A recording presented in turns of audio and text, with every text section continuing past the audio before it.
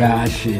Bien, 7 grados 2 décimas la temperatura, 3 minutos han pasado de la hora 8. En este segmento vamos a estar hablando ahora con Darío Lanieri, que es un precandidato a jefe comunal para el distrito 9 de Julio por el Frente de Izquierda y Trabajadores. Darío, bienvenido, un gusto. ¿Cómo estás? Buen día, Gustavo, buen día a toda la audiencia. Te noto mucho más delgado.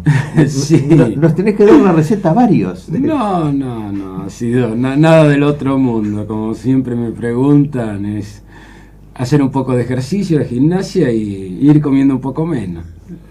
En el caso mío, más que nada, fue tratar de ir cenando menos. Entonces, bueno, a partir de ahí, de a poquito fuimos adelgazando y todo. Y la verdad que me siento mucho mejor que antes, ¿no? Es necesario, ¿no? Por una cuestión de salud, más allá de lo estético, pero por una cuestión de salud, siempre es recomendable, bueno, estar en el peso adecuado. Bien, pero más allá de andar corriendo de aula en aula, ¿caminás? Sí. Ahora por ahí a veces, bueno, con el tema laboral muchas veces se nos complica porque, bueno, muchas por ahí la gente piensa del docente que solamente es el hecho de ir a dar clase una hora y nada más. En cambio, tenemos una actividad de ejercicio de ir de aula en aula, pero también de escuela en escuela, ¿no? Claro, obviamente. Somos los famosos docentes taxi, ¿no? En el secundario, que hace mucho tiempo tratamos de que se nos trate de reubicar en una o dos escuelas, pero a veces andamos en 5 o 6 escuelas, y eso que yo ya tengo 13 años de antigüedad, y aún así todavía seguimos, en general los profes de secundario, seguimos siempre en esa misma situación y que ningún gobierno provincial ha resuelto hasta el momento. ¿De qué materias estás dando vos?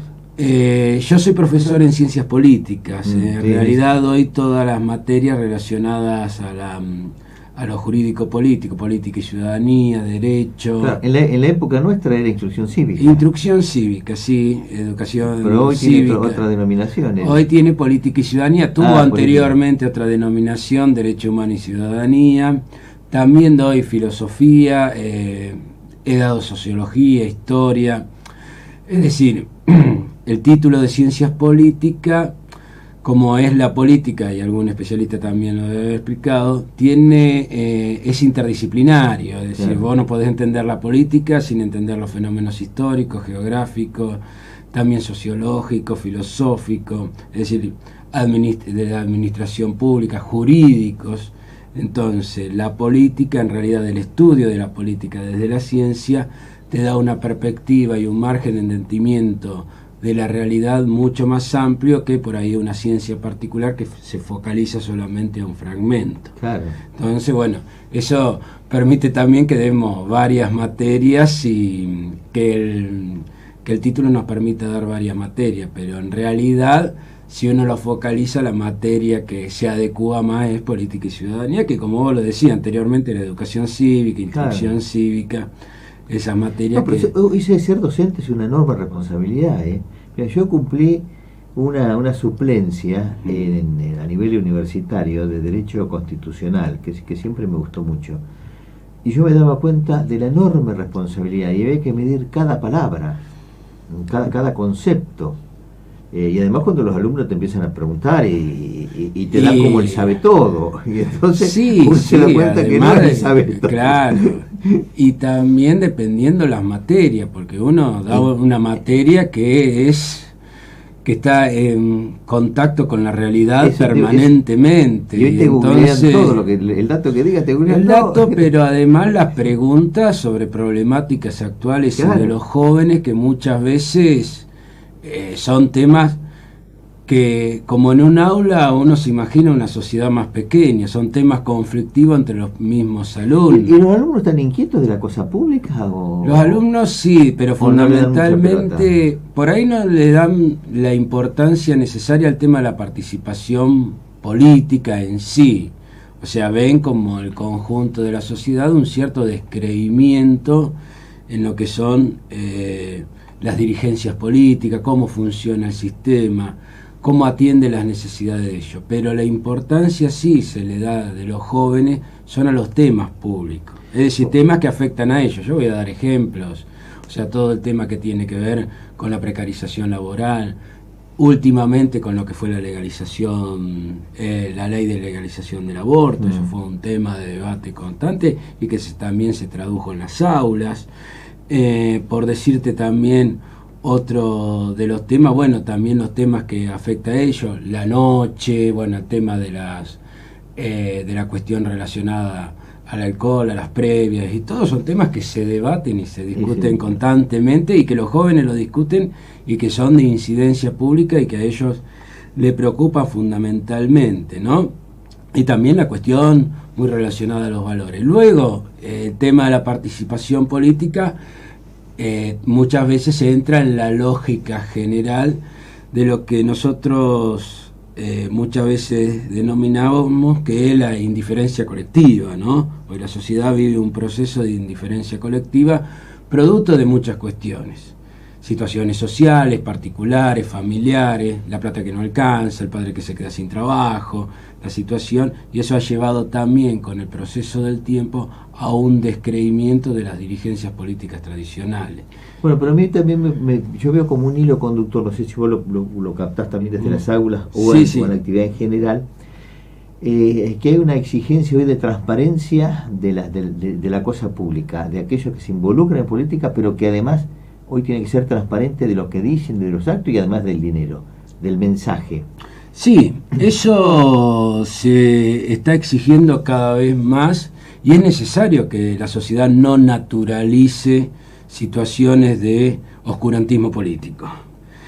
Como se traduce hoy por ahí, sale mucho más en términos mediáticos el tema de la corrupción, de la gestión pública, de la transparencia, como vos lo decís, Gustavo, pero también la gente comienza a valorar ciertas conductas que tienen que ver con la coherencia. Claro. Con la coherencia desde lo que uno dice o de lo que decimos desde hace mucho tiempo y que lo llevamos a cabo, y también desde la práctica cotidiana y del día a día.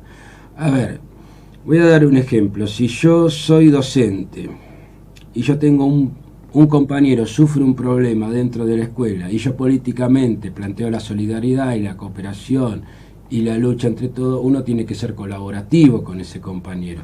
Uno en su trabajo tiene que cumplir las normas y las reglas, llegar a horario, trabajar con los alumnos, ser respetuoso del otro. Entonces esa conducta individual también tiene que traducirse en el mensaje hacia lo colectivo, y creo que eso es una exigencia que hoy tiene la sociedad por parte de aquellos que, en el caso mío, vos, Gustavo, muchos años me conocés, durante muchos años venimos transitando el camino prácticamente desde abajo, ¿no? Luchándola, peleándola, y bueno, y eso tiene mucho que ver en el día a día, y es una exigencia de la sociedad, y me parece bien que la sociedad exija transparencia, no solamente de quienes gobiernan, sino de aquellos que pretendemos acceder en algún momento también a la gestión pública y al gobierno, y en ese aspecto. Pero también... Ahora vamos a hablar de eso. Sí. Ustedes se formaron una unidad, un punto de unidad, y por eso quedas vos solo como precandidato.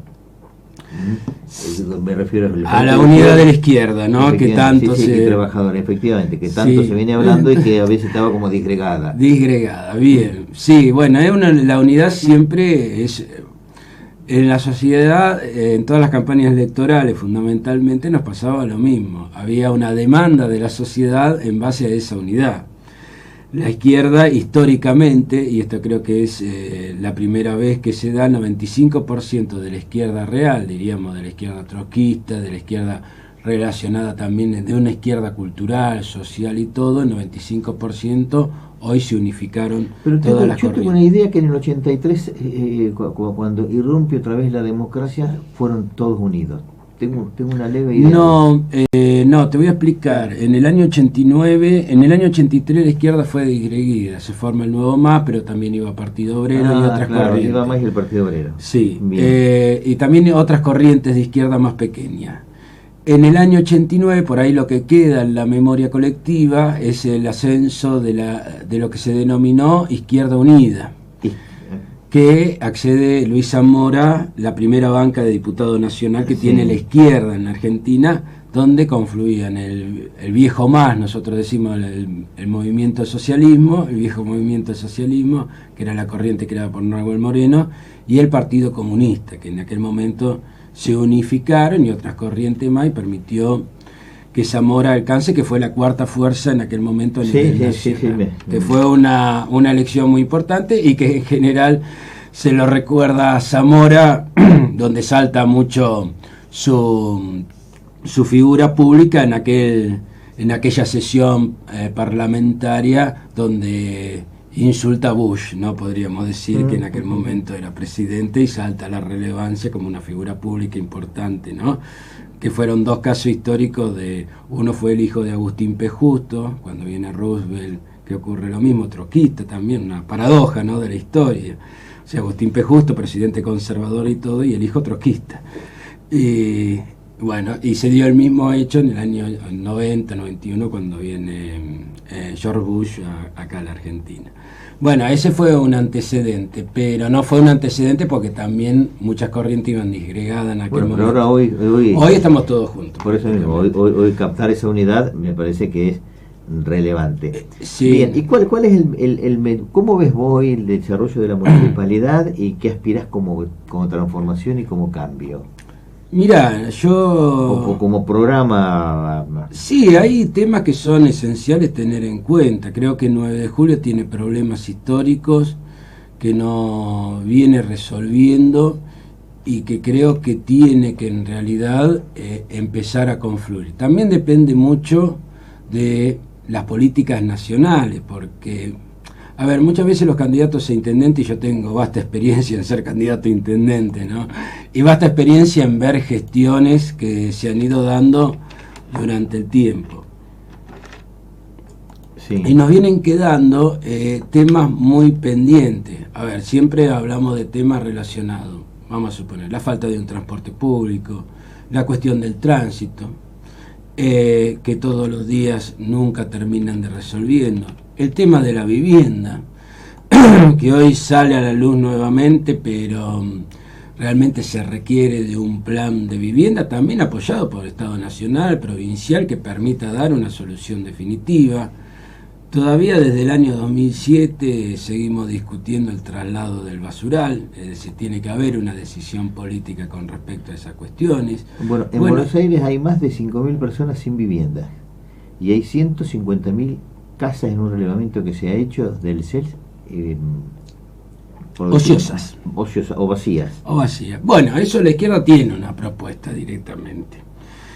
Es decir, aquellas casas que perdón, el dueño no...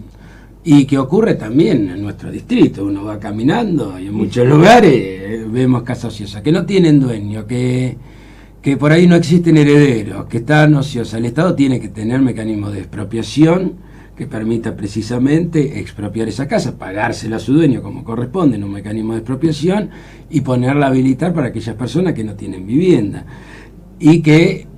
Y también hace falta una política de ingreso que permita fundamentalmente que el Estado absorba eso y que permita precisamente a la persona tener... Pero uno cuando toma en las grandes ciudades o en los grandes distritos, es verdad esa realidad. Hay viviendas ociosas que no se utilizan o que los dueños lo tienen solamente para el negocio inmobiliario. Bueno, es decir, que no, tenemos gente que no tiene casa y a su vez tenemos más viviendas vacías que la gente que está. Entonces, es necesario tener una política sobre eso. No es una cuestión que haya que dejarlo, o sea, que el Estado no tenga que intervenir. A ver, es lo mismo que nos pasa, que yo lo he dicho muchas veces con el tema del traslado del basural. Existen mecanismos, la Constitución, vos diste derecho constitucional, sabe perfectamente que está el principio de utilidad pública. Correcto. Entonces, si yo tengo que trasladarlo otra vez, pasó con el tema del terreno, que lo habían comprado, que luego de la inmobiliaria lo vendió el otro día, fue que el Consejo Deliberante aprobó. Tiene que existir el mecanismo de expropiación, es decir, si yo tengo una necesidad pública de trasladar el basural de un terreno, la propiedad privada tiene un límite. No, y ahí tendría un dato importante ahí. Se había hecho un estudio de localización que era el lugar apto. El lugar apto, por eso. Después, como no hay un mecanismo de expropiación a nivel municipal, lo tenía que resolver la Cámara de Diputados. Claro. Se elevó a la Cámara de Diputados y se durmieron los laureles. Se durmieron, bueno. Entonces tienen que, por eso, bueno, ahí está el desinterés de lo público de la Cámara de Diputados, todo, y tomando en cuenta que Cambiemos tiene 2 diputados provinciales, imagínate. A mí a veces, Darío, me da la sensación que en hechos fuertes y relevantes perdura un poco, yo no sé si el concepto es el amiguismo o no originar un conflicto mayor, porque llevar adelante una expropiación, alguien que aprovecha un negocio comercial en detrimento de la cosa, del interés público, está este mecanismo que se durmieron los laureles y que para mí era sano, además desde el punto de vista del respeto, porque ¿cuál es el interés? Acá tenemos que empezar a mirar cuál es el interés que estamos mirando nosotros. Como se dice en derecho, ¿cuál es el bien jurídico protegido? Claro. ¿Al particular y la inversión del particular o el interés colectivo? ¿Dónde está detrás de eso la salud pública? ¿Dónde está la salubridad en general de la comunidad? La necesidad de un basural con todo lo que eso está significando claro. El tratamiento de la basura lejos de los 500 metros del gran pulmón de aire y de recreación como es el parque. Entonces, ¿cuál es el bien protegido en este caso? Claro. Y me da la sensación que en la Cámara de Diputados, desconozco, hablo un poco... Sí, uno hace una suposición. Que no vio este interés impulsar eso, que se vio acá, porque desde la municipalidad esto se charló, y le faltó ese toque final. Yo creo que ahí es donde entramos a jugar de los privilegios de la política, que privilegian el interés privado o una inversión sobre el interés público en general, que eso es lo que hay que terminar. Y también convocar a la sociedad a movilizarse, es decir, en 9 de julio tenemos grupos ambientalistas, gente que trabaja en el medio ambiente, todo, y convocar a la sociedad a movilizarse para presionar precisamente si el mecanismo de expropiación corresponde a la Cámara de Diputados, para que la Cámara de Diputados realmente diga hay una sociedad movilizada e interesada, y eso también corresponde a quienes gobiernan a nivel local. Mira, yo te voy a recordar un hecho. Yo vivía en Pehuajó en el año 2001. Gobernaba Peña en aquel momento, intendente radical. Sí, lo recuerdo. Y fue un hecho realmente trascendental, porque estaba Pehuajó todo inundado, no llegaban las obras, no llegaba absolutamente nada. Yo viajaba en ese momento, iba a los pueblos de alrededor por una cuestión laboral, y el mismo intendente se puso al frente de una movilización y cortó la ruta para que le den bolilla. Y él mismo, y con el apoyo de todas las fuerzas políticas, desde la izquierda a la derecha, y logró en aquel momento algún resultado, logró de financiamiento, no sé si parte de que luego de la Rúa pone que es el impuesto al combustible para obras públicas, que nunca se utilizó para eso, fue resultado de esa movilización. Entonces tiene que haber también convocar a la sociedad civil y a movilizarse para que muchas veces reclamos que son propios de 9 de julio los tengamos acá.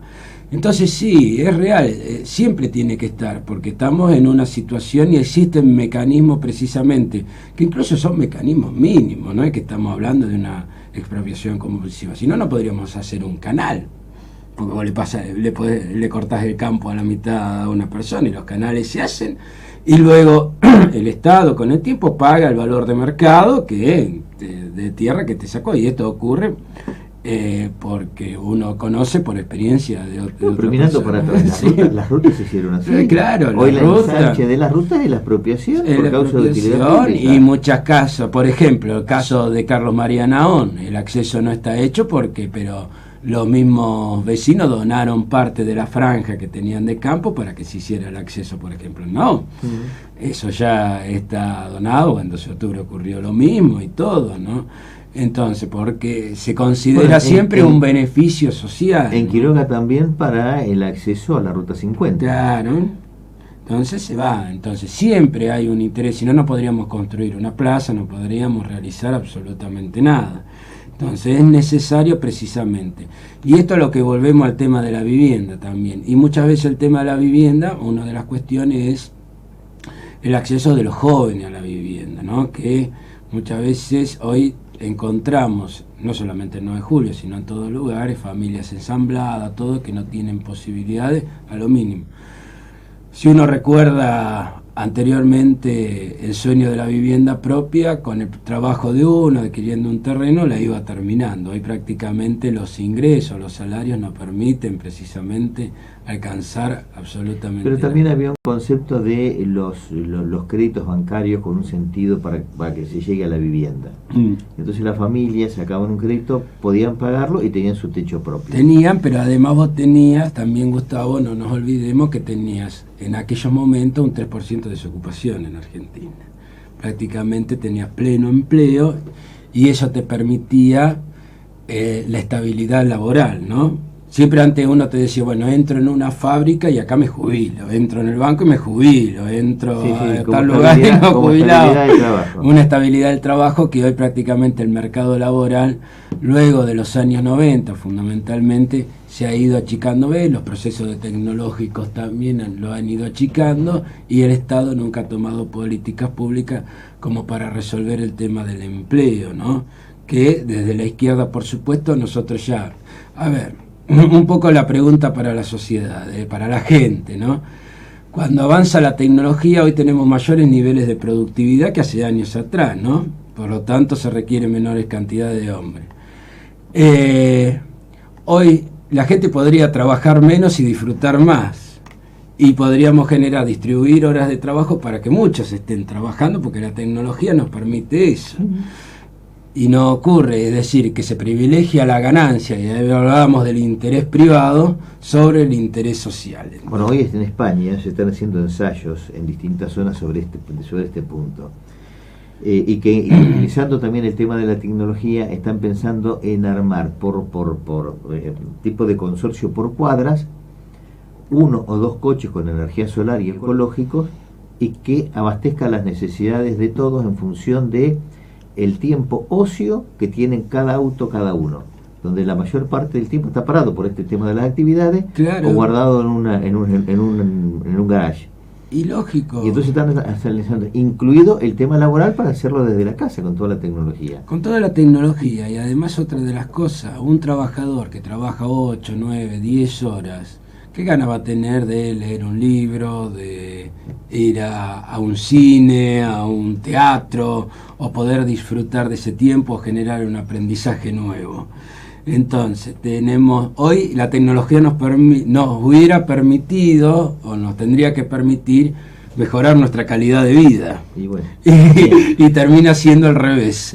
Darío, bueno, ¿qué otro punto ves importante para el municipio de 9 de Julio? Dentro de los puntos que uno considera importante, además de lo que anteriormente hemos dicho, bueno, otro de los temas, bueno, es la necesidad, que lo venimos planteando desde hace mucho tiempo, la necesidad del transporte público. Creo que 9 de Julio es una ciudad que ha crecido, es necesario, bueno, tener un transporte público que sería un colectivo o combi, bueno, algo más chico, lógicamente, pero bueno, que es necesario tenerlo. También otra de las cuestiones que hemos planteado y que venimos sosteniendo es mejorar las leyes de agrotóxicos con respecto al tema ambiental y en lo que hace a las localidades del interior. Y también la cuestión de las políticas relacionadas también al tema género, que también tiene que tener una apertura mayor. Proponemos y seguimos proponiendo que 9 de Julio requiere un refugio para mujeres precisamente que se encuentran en situación de violencia de género. También desde el municipio, en la cuestión educativa, hay que apoyar a la escuela en la obligatoriedad del cumplimiento de la ley de la educación sexual integral. Bueno, y también, bueno, que son temas que por ahí la sociedad lo mira un poco de lejos, pero son temas que, si bien no son estructurales, en el sentido de que tenemos que dejar de lado de pensar al municipio solo desde lo administrativo, sino de generar profundos cambios políticos y culturales, como también en lo que vos decías anteriormente, el tema de la transparencia, ¿no?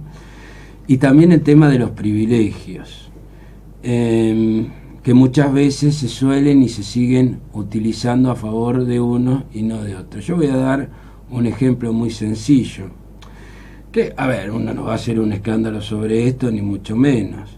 Hay una ley electoral que prohíbe precisamente que 25 días antes de las elecciones primarias no se pueden anunciar obras públicas. Esto lo sabemos todos, hace 1000 años que hacemos política, quienes gobiernan. Y vemos que el intendente la semana pasada se ha pasado anunciando obras públicas, que eso influye sobre el elector y el votante. Entonces tenemos que empezar a dar el ejemplo entre todos, ¿no? Bueno, este es un caso de transparencia que estamos haciendo referencia. Claro, tenemos que dar el ejemplo. A ver, yo no, pero vamos a suponer, si agarran a un pobre militante de la izquierda en la veda electoral pegando un afiche, tiene un proceso, va preso, nos hacen un escándalo terrible, ¿no? ¿Les ha pasado eso o no? No nos ha pasado acá porque nunca tampoco lo hemos hecho, pero sí nos ha pasado en otros distritos, ¿no? Pues yo te hablo del distrito. Me parece que hay mucho respeto en eso. No, en eso siempre hemos respetado las vedas electorales y todo, pero voy a dar el ejemplo de esto, que por ahí hay una cuestión menor, ¿no? Bueno, pero alguien llamó acá a la radio y dijo que hubo algún candidato que puso un afiche en una plaza. Que y enseguida lo sacaron. No, puede ser que haya habido, mira, yo te digo que nosotros siempre, que este año no hemos pegado afiches, ¿no? Porque siempre en las campañas electorales, para nosotros el tema del afiche es más una cuestión folclórica, ¿no? De la cultura política que en general se hace, pero generalmente se utilizan los chaperíos, bueno, todo lo que, o algo que está abandonado para poner un afiche, ¿no? Pero hoy también se ha cambiado mucho la metodología, se utilizan más los pasacalles y todo. No tengo conocimiento de eso. Siempre en eso hemos sido respetuosos, incluso de respetarnos los lugares. Es decir, si yo vemos de otro candidato que ha pegado, nos vamos y le pegamos arriba, ¿no? Aunque otros lo han hecho con nosotros, pero bueno, no es una cuestión, siempre existen ciertos códigos de acuerdo, a ver, que no son acuerdos que se dan explícitamente, sino implícitamente, que ya lo sabemos, que si vos pegaste primero, bueno, el otro no pega. Son temas que quien está en política... 9 de julio... El día de 9 de julio, que hay un acto importante por lo que significa el 9 de julio, no puede ir a panfletear ese día alrededor del acto. En general no. Tenemos de respeto, que es una fecha importante. En general siempre se cumple con eso, y en los distritos chicos y en los distritos como el 9 de julio, y además que nos conocemos todos acá, no es una cuestión de que quienes vamos candidatos no nos conocemos, sino que tenemos también, ya sea o por vínculos laborales o con un montón de cuestiones, nos conocemos desde hace muchos años, y también de la militancia política, porque uno entre tantos años tiene una relación política más allá de lo que son las diferencias, las enormes diferencias ideológicas que tenemos, porque bueno, si no estaríamos todos juntos. Entonces hay diferencias ideológicas, pero siempre tenemos una relación de respeto, de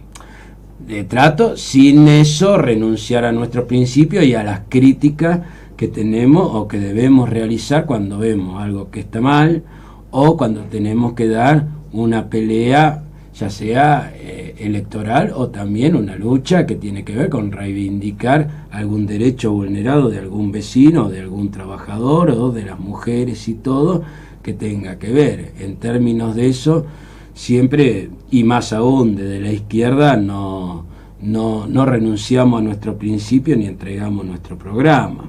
Es decir, lo defendemos y con esas convicciones, y que eso es lo que muchas veces de nosotros destaca la sociedad, ¿no? Cuando nosotros llevamos como candidato a presidente a Del Caño, va Romina del Pla, que es docente, son trabajadores y viven como trabajadores. Que ahí está un poco lo que la sociedad, incluso aquellos que no coinciden ideológicamente con nosotros, destacan esa coherencia de la izquierda y lo ético a lo largo del tiempo, que nos permite precisamente mostrar a la sociedad eso que vos planteabas anteriormente, esa transparencia, esa ética, y también que no renunciamos a esos principios. Vos sabés que si entra un concejal o un diputado o un presidente o un intendente, lo que puso en el papel es lo que va a llevar a cabo y lo que va a cumplir. Que eso también es uno de los temas que en la política local y nacional ha generado descreimiento en la sociedad. Muchas promesas de campaña, correcto, muchos programas la gente de campaña se ilusiona, piensa en una expectativa, y luego viene la desilusión. Claro. Y lo hablo con muchos por ahí que no son políticos, por ahí que no son figuras públicas en estas elecciones, pero sí con militantes de otros partidos que uno tiene contacto. Que uno ve hoy que te dicen, bueno, ¿por qué el descreimiento de la gente que no participa? Vemos una elección fría, más bien, sí, lo que ¿no? decías al comienzo, ¿no? Vemos una elección fría y entonces ahí es donde nos viene la reflexión, es decir, que no, la gente no ve en la política una misión histórica que le va a transformar la vida. Por lo menos los candidatos competitivos, ¿no? que hoy se presentan. Entonces, creo que tenemos que volver a regenerar esa posibilidad de lucha, que la gente entienda que lo público es importante. Que si en un hospital va y no tiene un medicamento es porque hay ausencia del Estado. Que no puede un trabajador enviar a su chico a la escuela pensando si se le va a caer algo del cielo raso en la cabeza.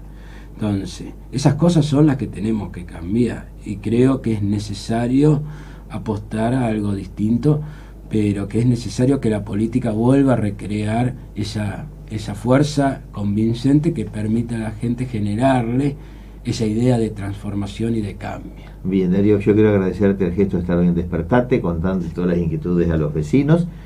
Lo mejor en todo, personal, profesional, institucional, y si querés un mensaje final, comentarle a los vecinos, y te vamos a estar convocando antes del día 11 también para que evalúes alguna otra consideración final. Bueno, no, fundamentalmente para los vecinos, como mensaje final, centralmente es que, bueno, que apueste a algo nuevo y que este 11 de agosto nos acompañe, que somos militantes, que desde hace muchos años venimos peleando, que hacemos una campaña pulmón y que fundamentalmente frente a la polarización o frente a lo que se nos instala, existen precisamente otras alternativas y nosotros tenemos un programa de salida que nos pueda permitir salir centralmente de esta crisis. Por eso siempre le pedimos a la gente que nos acompañe, pero no solamente en el voto, sino también ir sumando militantes, ir sumando jóvenes, mujeres, trabajadores, que también se sumen a la campaña y a la militancia política. Nosotros, por supuesto, desde el lugar los invitamos a sumarse a esta lista de Unidad de Izquierda. Bien, pues se ha sumado Eduardo Torres, por fin, alguien distinto a lo mismo. Vamos, Darío, defendiendo a los trabajadores. Te mando un saludo. Te está siguiendo. Bueno, muchas gracias por la televisación. Bueno, muchas gracias, Eduardo. Ya te había puesto un visto y un me gusta y ahora se pronuncia con un mensaje. Bueno, y también a todos aquellos que nos están siguiendo precisamente en esta modalidad de radio con imágenes. Sí, que es algo muy bueno, ¿no? A mí, muchas gracias, Gustavo, bueno, y esperamos la invitación y siempre estamos dispuestos, y muchas gracias por el espacio. Y te felicito que has mejorado de salud y así que adelante. Bueno, muchas gracias. Y que nos contagies un poco, que es la preocupación nuestra hoy. Bueno, muchas gracias. Bien. Brevísima pausa y después vamos a ir con integrantes de la lista 4 de todos. Así acaban de escuchar a Darío Lanieri, que va por el Frente de Izquierda y Trabajadores, precandidato a jefe comunal del distrito 9 de Julio.